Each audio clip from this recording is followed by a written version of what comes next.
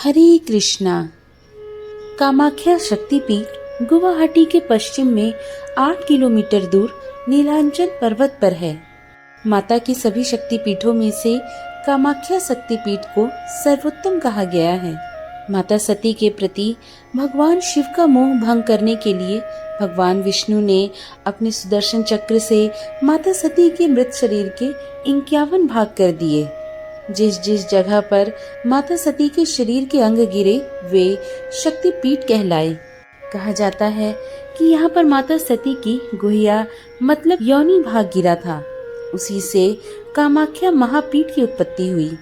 इस मंदिर में देवी की कोई मूर्ति नहीं है। यहाँ पर देवी के योनि भाग की पूजा की जाती है। मंदिर में एक कुंड सा है जो हमेशा फूलों से ढका रहता है। इस जगह के पास में ही एक मंदिर है जहाँ पर देवी की मूर्ति स्थापित की गई है। यह पीठ माता के सभी पीठों में से महापीठ मानी गई है। इस पीठ के बारे में एक बहुत ही रोचक और प्रसिद्ध कथा है। कहा जाता है कि इस जगह पर माता का योनि भाग गिरा था, जिस वजह से यहाँ पर माता हर वर्ष 3 दिनों के लिए रजस्वला होती है। इस दौरान मंदिर को बंद कर दिया जाता है। 3 दिनों के बाद मंदिर को बहुत ही उत्साह के साथ खोला जाता है। यहाँ पर भक्तों को प्रसाद के रूप में एक गीला कपड़ा दिया जाता है जिसे अम्बुवाची वस्त्र कहते हैं। कहा जाता है कि देवी के रजस्वला होने के दौरान प्रतिमा के आसपास सफेद कपड़ा बिछा दिया जाता है। 3 दिन बाद जब मंदिर के दरवाजे खोले जाते हैं तब वह वस्त्र माता के रज से लाल रंग का भीगा होता है। बाद में इसी वस्त्र को भक्तों को बांट दिया जाता है। इस स्थान से जुड़ी एक और कथा प्रचलित है। आइए उसका भी श्रवण करते हैं। एक समय पर नरक नाम का एक असुर था। नरक ने कामाख्या देवी के समक्ष विवाह का प्रस्ताव रखा। देवी उससे विवाह नहीं करना चाहती थी, इसलिए उन्होंने नरक के सामने एक शर्त रखी। शर्त यह थी कि अगर नरक एक रात में ही इस जगह पर मार्ग, घाट, मंदिर आदि सब बनवा दे तो देवी उससे विवाह कर लेगी। नरक ने शर्त पूरी करने के लिए भगवान विश्वकर्मा को बुलाया और काम शुरू कर दिया। काम पूरा होता देख देवी ने रात खत्म होने से पहले ही मुर्गे के द्वारा सुबह होने की सूचना दिलवा दी और विवाह नहीं हो पाया।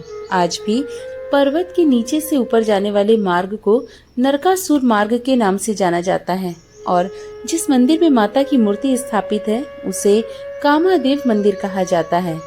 मंदिर के संबंध में यह भी कहा जाता है कि नरकासुर के अत्याचारों से कामाख्या के दर्शन में कई परेशानियां उत्पन्न होने लगी थी, जिस बात से क्रोधित होकर महर्षि वशिष्ठ ने इस स्थान को श्राप दे दिया। कहा जाता है श्राप के कारण समय के साथ कामाख्या पीठ लुप्त हो गया।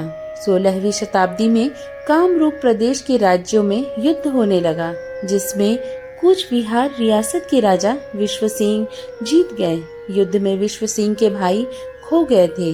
वह अपने भाई को ढूंढने के लिए घूमते घूमते नीलांचल पर्वत के समीप पहुँचे। वहाँ पर उन्हें एक वृद्ध महिला दिखाई दी। उस महिला ने राजा को इस जगह के महत्व और यहाँ कामाख्या पीठ होने के बारे में बताया। यह बात जानकर राजा ने इस जगह की खुदाई शुरू करवाई। खुदाई करने पर कामदेव के द्वारा बनवाए हुए मूल मंदिर का निचला हिस्सा बाहर निकला। राजा ने उसी मंदिर के ऊपर नया मंदिर बनवाया। कहा जाता है कि 1564 में मुस्लिम आक्रमणकारियों ने मंदिर को फिर से तोड़ दिया, जिसे अगले वर्ष राजा विश्व सिंह के पुत्र नर नारायण ने फिर से बनवाया। कामाख्या मंदिर से कुछ दूरी पर उमानंद भैरव का मंदिर है। उमानंद भैरव ही इस शक्तिपीठ के भैरव हैं। यह मंदिर ब्रह्मपुत्र नदी के बीच में है। कहा जाता है कि इनके दर्शन के बिना कामाख्या देवी की यात्रा अधूरी है। कामाख्या मंदिर की यात्रा को पूरा करने के लिए और अपनी सारी मनोकामनाएं पूरी करने के लिए कामाख्या देवी के बाद उमानंद भैरव के दर्शन करना अनिवार्य है। साथ ही मंदिर के आसपास नवग्रह मंदिर, महाकाल भैरव मंदिर, ऋषि वशिष्ठ का आश्रम है। मंदिर के कुछ दूरी पर ही उमानंद शिव का मंदिर है। इसके अलावा यहाँ पर मदन कामदेव, भुवनेश्वरी देवी, मानस कुंड लोहित आदि कुंड भी हैं। आशा करती हूँ नवरात्रि के इस पावन 9 दिन में आपको शक्तिपीठ से जुड़ी ये जानकारी अच्छी लगी होगी। पसंद आई हो तो वीडियो को लाइक करना बिल्कुल ना भूलें। हम मिलेंगे ऐसी ही सुंदर कथाओं के साथ। तब तक के लिए राधे राधे, जय माता दी।